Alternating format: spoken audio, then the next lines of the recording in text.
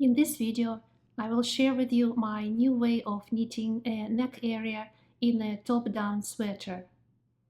It is all knitted in one direction, top-down, without interruptions or seaming, and without breaking the yarn and creating extra knots. The neck opening is very stable and yet elastic enough for the head to go through. Without such stability, the sweater will lose its shape, so the stabilizing area is very important. Traditionally, a top-down sweater is worked from a cast-on round or a provisional cast-on all the way down, and then the stitches are picked up at the neck and the neck trim is worked up and then bound off.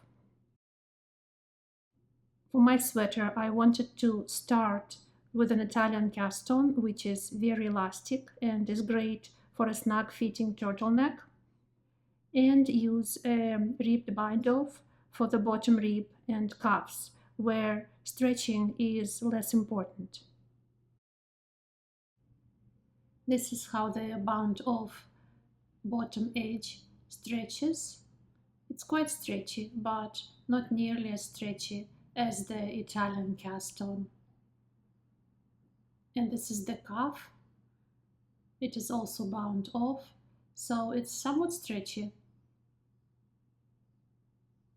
but not as much again as the neck. So I cast on using an Italian cast-on method, and then worked the rib, the desired length, all the way to the neck opening, where I made a stabilizing transition. And this is how it looks. It's quite elastic, but it's not losing the shape. This is the close-up look on the right side. The transition is almost flat. It looks very delicate. Very slight elevation. Naturally, because it's a rib and a stockinette stitch connecting.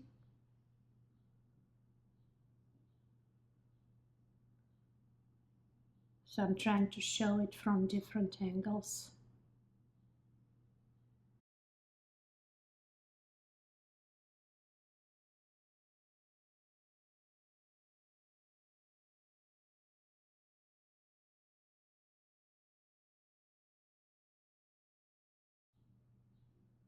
And now I will turn it inside out to show how it looks on the wrong side.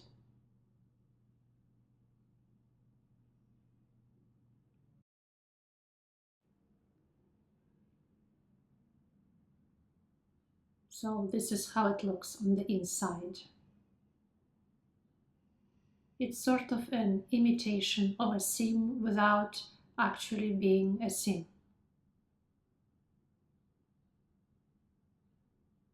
The rib and the stockinette stitch are connected without any interruptions.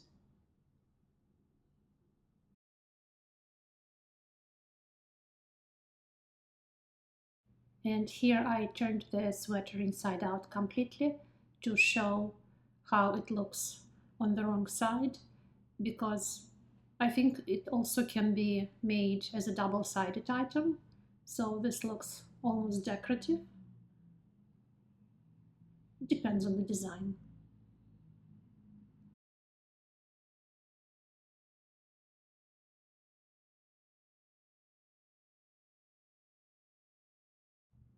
And the other side.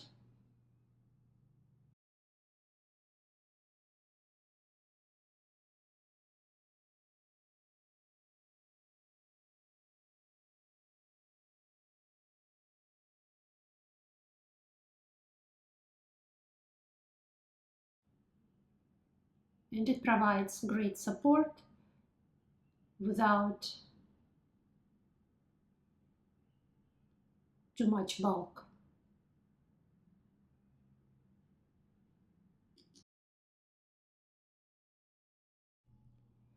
I made this sample as an illustration of how important it is to have a stabilizing structural support for the neck opening. So here there is no transitional area between the rib and stockinette stitch. And although it looks nice right now, but during the wear, this area will stretch very much, something like that, because of the weight of the sweater, and it will completely lose its shape, which is not acceptable, not desirable.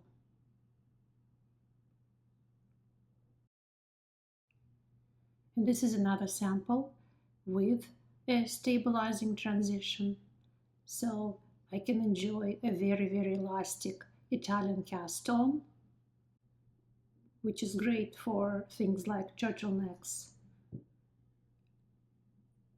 And the stabilizing transition prevents the neck opening from overstretching, from losing the shape.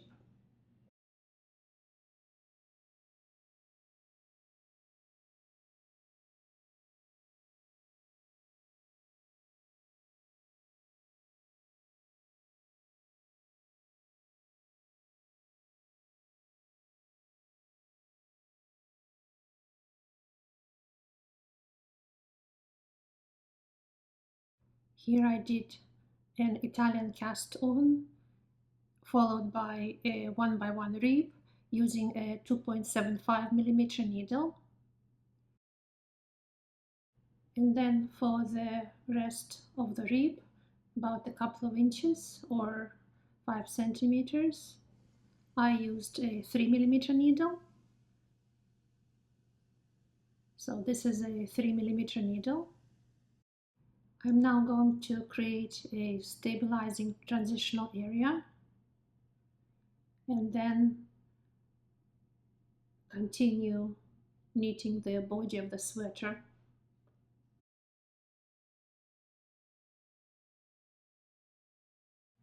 For the body of the sweater, I will use a 4 millimeter needle. So I'm going to switch from 3 to 4 millimeters.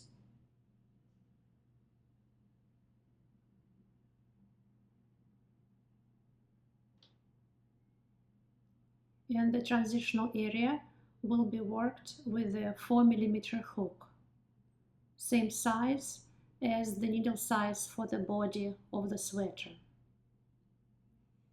Here are my tools: 3 millimeter needle for the rib, 4 millimeter hook, and a 4 millimeter needle for the body of the sweater. I'm beginning with a chain bind off using my 4 millimeter hook, and I will just make a few stitches, and I will continue with different yarn because I realized that this yarn is almost impossible to see what I'm doing. So I'll just show the beginning of the process and the end result, but all the details, all the nuances, I will show with a very easy to see white yarn.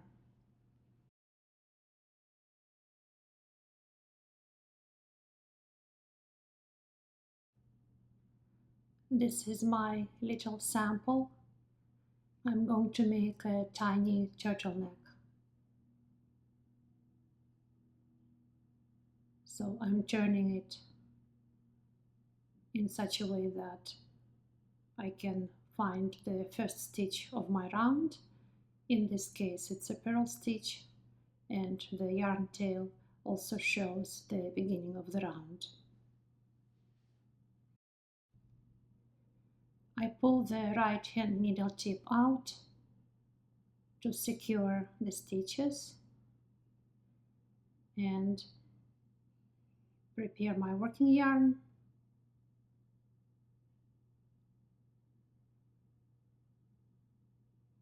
This is how it looks. I'll bring it a little bit closer so it's easier to see the stitches.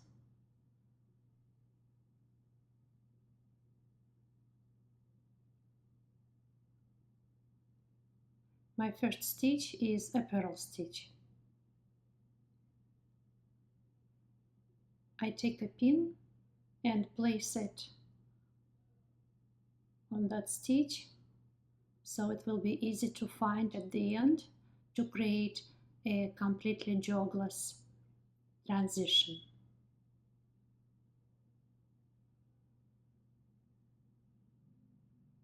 Now I take a hook, insert into that stitch from left to right, yarn over, pull it out, make a first stitch. Then in the following stitch, again from left to right, yarn over, pull out, and pull the resulting stitch through the first stitch. And continue like this. Insert into the stitch, yarn over, pull out, and pull it through the previous stitch. So I'm basically doing a chain bind off.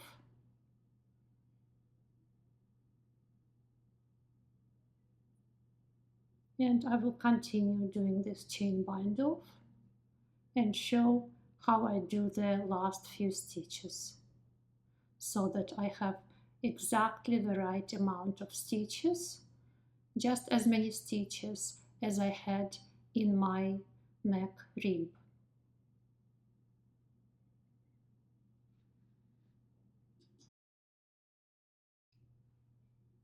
Here I'm almost finished. I have 2 more stitches.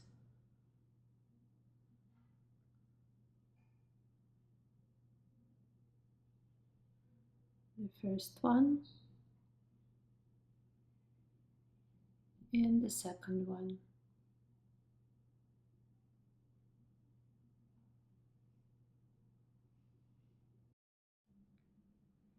And now I will connect in a circle.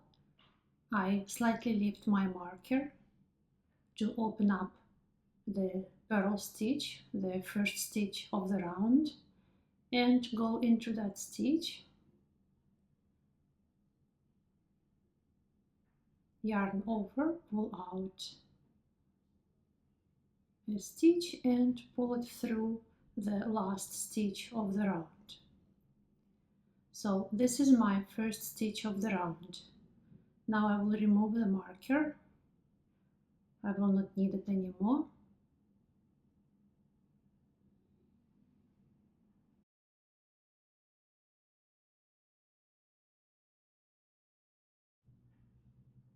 Now I pull out that stitch a little bit, remove my hook and replace it with the needle that I will use for the body of the sweater. This stitch on my needle corresponds to a purl stitch column. And this is another stitch, the old one, that also corresponds to the purl stitch column. And this stitch corresponds to a knit stitch column. And I need my purl stitch column be followed by a knit stitch column.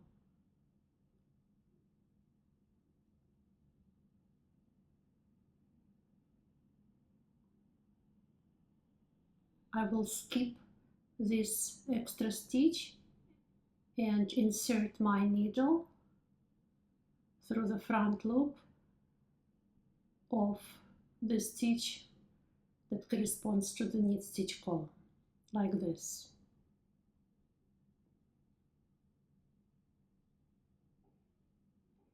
And then I continue repeating the same. Insert through the front loop, yarn over, and pull out a stitch. And I make sure that my stitches are not too tight and not too loose by measuring them against my needle. So I pull out a stitch and just push my needle through a little bit to make sure that my stitches are the right size. And continue. Go under the stitch, under the front loop of the stitch, pull out a new stitch and check that it's the right size. Again, go under the front loop of the next stitch, make a new stitch, and again move the needle through a little bit. And continue again through the front loop and push the needle.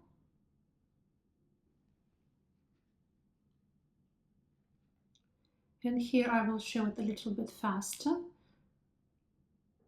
somewhat from a distance. This is how I actually do this. Just slightly regulating the tension of my working yarn so that my resulting stitches are all the right size.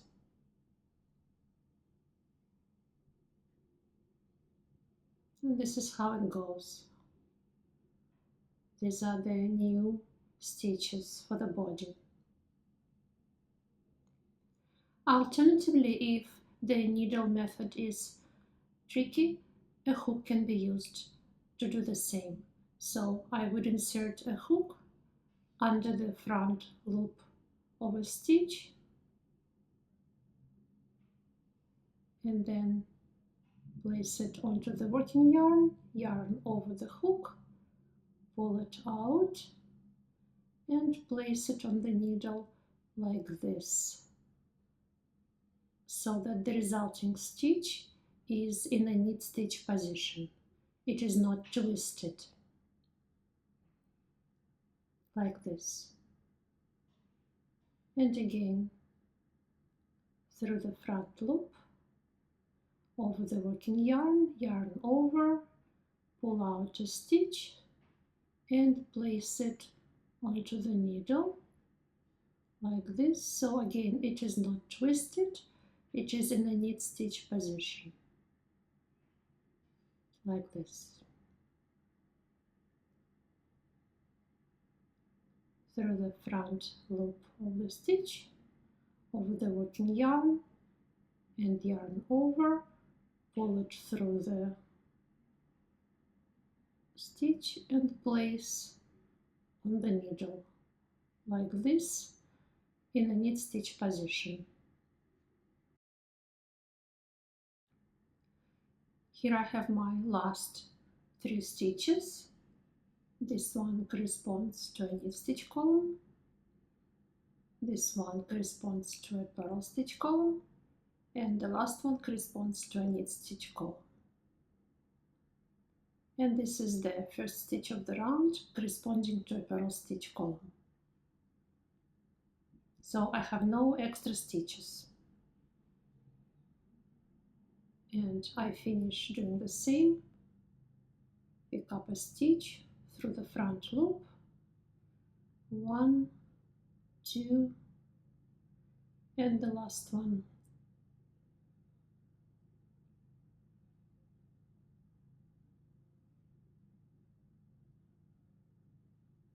So I finished picking up all my stitches. Now I have again the exact same amount as in my rib. And this is the first stitch of my round that corresponds to a purl stitch column. However, I still have this extra loop that was created at the beginning, and now I will make it disappear. I slip the first stitch from left to right. Then I insert the right needle tip back to front through that extra loop and place it back to front onto the left needle tip. Return the stitch from the right tip back to front on the left tip. Insert the right needle tip from right to left into both loops and knit a stitch.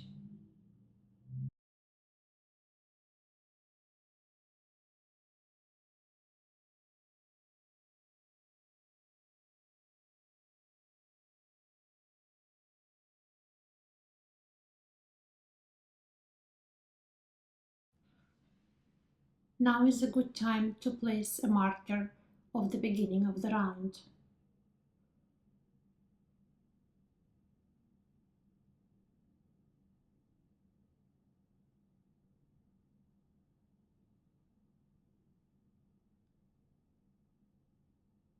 And so the transition is finished, and I can continue using the needle size that I would use for my body of the sweater. I will continue in stockinette stitch. So I will show a little bit from a distance how everything looks.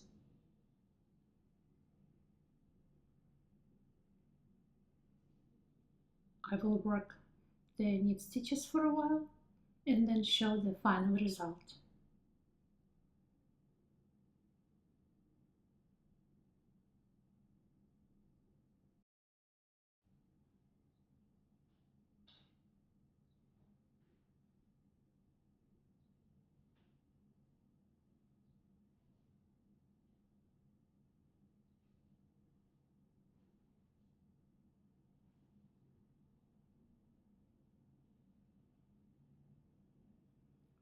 So there it is.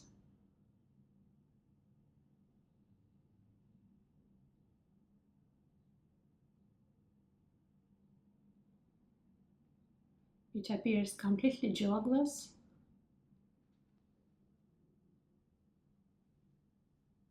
Smooth transition from the rib to the knit stitch pattern or stockinette stitch.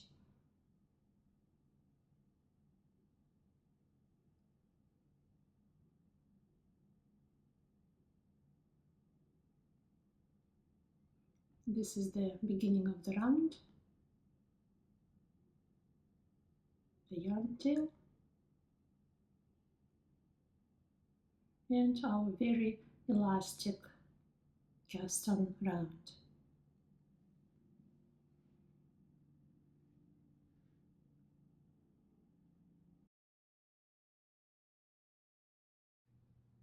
Here I have finished a few knit stitch rounds, and this is how it looks.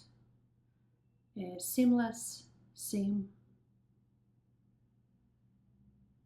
a continuous process of knitting from the rib to the stockinette. It's quite delicate on the wrong side, and it's almost flat on the right side.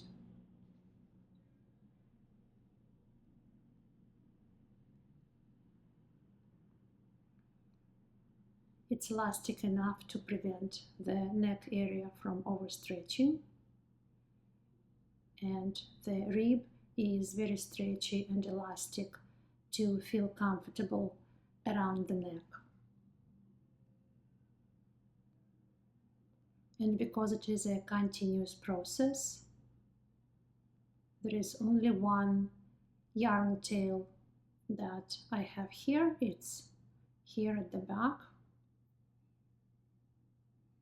So that's the only yarn tail where I started, worked the rib, and then the connection and the knit stitch rounds, and this is my working yarn. So there are no knots, no additional joining of the yarn ends.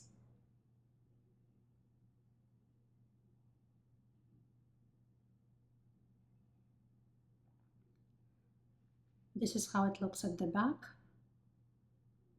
The yarn tail where I started, the cast on round here.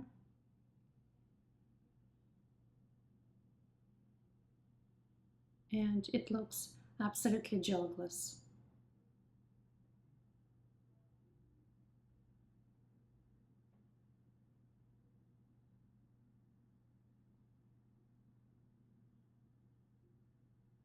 And this is a view from the side, again the area where I connected it in the circle. No jog, no strange stitches. Looks perfect. I hope you enjoyed this video and it was helpful, and I will see you in the next one.